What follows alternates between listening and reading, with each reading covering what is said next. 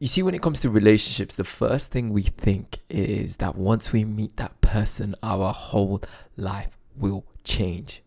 But what if I told you that's far from the truth? What if I told you that was a lie that has been sold to us from all the movies that we've ever seen and it's not true at all? What if I told you that you are the only person that can save you? So before we get into this episode, you already know what we're going to do. So let's take a deep breath in and a deep breath out.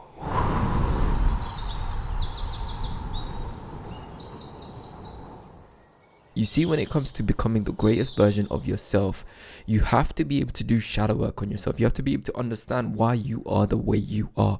And when it comes to doing that work, the first thing you will uncover is what molded you. What things you went through, what experiences and moments, traumatic moments that you went through that molded who you are today. And the first thing that you're going to do is you're going to start blaming people, judging people, like your parents, for example, your caregivers, takers. And you're going to start thinking about why they did what they did, what and how that impacted you. So initially we go through this judgmental phase where we blame them and shame them, and we get really angry and frustrated at the people that took care of us. But after you get through the anger and the pain, you get to a stage where you start making peace. You start learning to forgive them. You start understanding that they are the way they are because of the things that they have experienced. And if we were in their shoes, we would be the same person. Once you can understand it from that perspective, you can easily forgive them. But you see, the problem is when it comes to this part of the process, you start seeking for a partner that will also understand themselves in that level, in that depth. Now, this is where the challenge arises, because you get into a relationship, the first thing you think is, I can finally not feel alone again. By the way, there's an episode coming on that, the truth about loneliness. So make sure you have subscribed. If you haven't subscribed already, make sure you leave a review if you're listening to this on the podcast channel, and let's continue. So when you start talking about yourself, when you start understanding that your parts of yourself, your inner child, still lives in the past, you will understand that when it comes to actually healing that, you unconsciously start relying on other people to make space for that. So for example, a partner.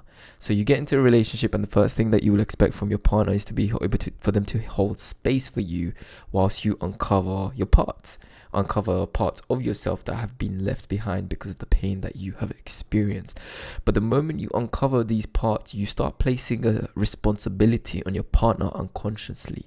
You see, you start placing a responsibility on where they have to be that person that you didn't have as a child. And this is what causes quite a lot of conflict in relationships. So in today's episode, I really want you guys to understand that when you do open up and when you do allow your partner to hold space for you, that you don't make them responsible for the healing, because only you can heal yourself. And this can be done in a relationship or on your own. And you don't really need a partner there for you to heal yourself. I mean, it's quite helpful, but most of us don't have that luxury. That's the truth. Most of the students that I work with do not have that luxury. When they have that partner there, their partner's not actually, curious about these things. They don't really learn about these things. So it's not that easy for you to open up to someone that's not able to hold that space for you. So, because what tends to happen is if someone isn't able to hold space for their own pain, they most likely will reject you for yours. Understand that. Let me repeat that again. People can only meet you as far as they have met themselves. So understand that when you open up to someone and you try to, something that really affected who you are today, they can only hold space for it the way they hold space for themselves. So for example, a therapist or a coach like myself, they can help you understand and hold space for that because they've done the work themselves. For someone that hasn't done the work themselves, they will reject you, and you will feel slightly uncomfortable, and you feel slightly like they're trying to rush through it, or they're just judging you for it. You just won't feel safe. So in that space, what tends to happen, and that has happened to me, trust me, even in relationships and with my therapists too, where I tend to get attached to them and I start seeing them as they are the only solution to my pain. That becomes problematic, because now when you're uncovering, say, an abandonment wound, for example, say a part of you that has been abandoned a lot as a child, when you uncover that with a therapist, you start believing naturally happens, that you start believing that this person can save you and heal you. So when they're gone, you feel like you're missing something again. And this is what tends to manifest into our relationships unconsciously. So I'm here to tell you, like, you gotta remember in that moment when you're feeling like you need someone there to help you through this. It's a beautiful and very helpful thing, but you don't need that. Right? You don't need that. If anything, even when you're with that person, you have to take the responsibility off of them and onto yourself, and understand that only you can save yourself. How do you do that? That's probably what you're thinking right now. Okay, Minhaz. Sounds very simple, but how do you heal a wound around being alone by being alone? You see, you have to understand something. This wound wasn't created today. You might be in a reality where you still feel alone, but this is simply a manifestation of the pain that you are carrying within the body.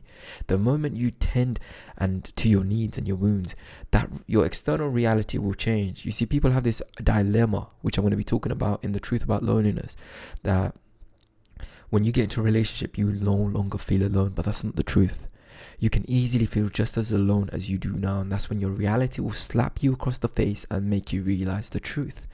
Because the only way you can actually heal loneliness, which I fully explain in that episode that's coming up, is that you have to be able to meet those parts of yourself that have been left behind.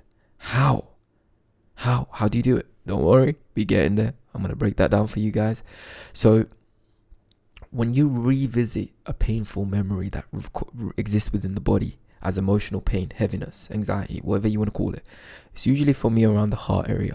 So when I visit a memory, I usually see visions of a part of myself that has been hurt. For example, my childhood memories.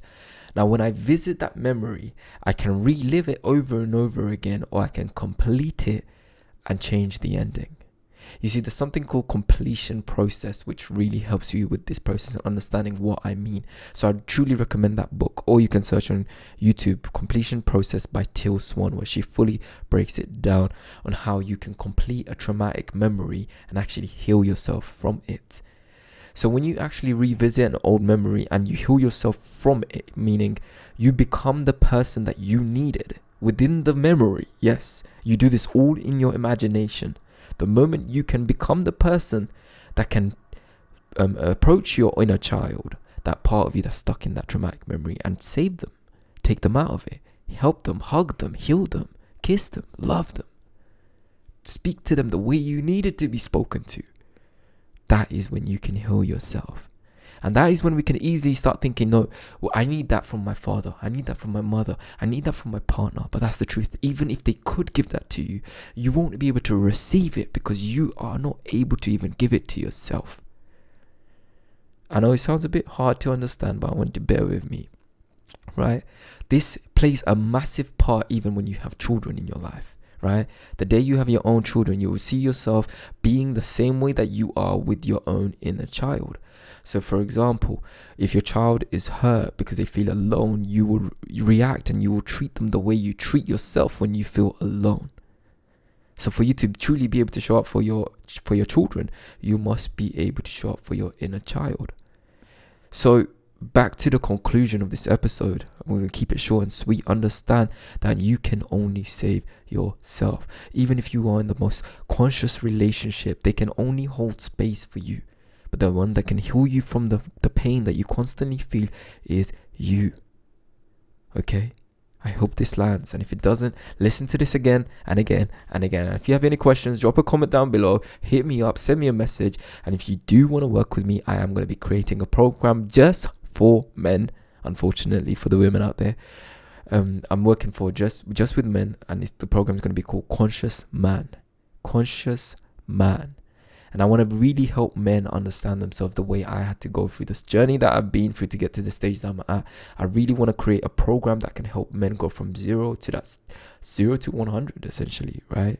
To the point where they are able to save themselves, heal themselves, and attract a conscious relationship, which took me a while to get to. I'll tell you that. So if you are interested, send me a message. You're going to know. So make sure you subscribe so you stay tuned for that. Other than that, guys, I hope you enjoyed this episode. If you haven't already subscribed, drop me a thumbs up, drop a comment down below telling me what resonated with you the most. And if you're listening to this on Spotify or iTunes or Apple, make sure you leave me a review so other people can find this episode. Other than that, guys, I hope you have a beautiful day. I'll catch you soon. Peace and love. Salamualaykum. Boom.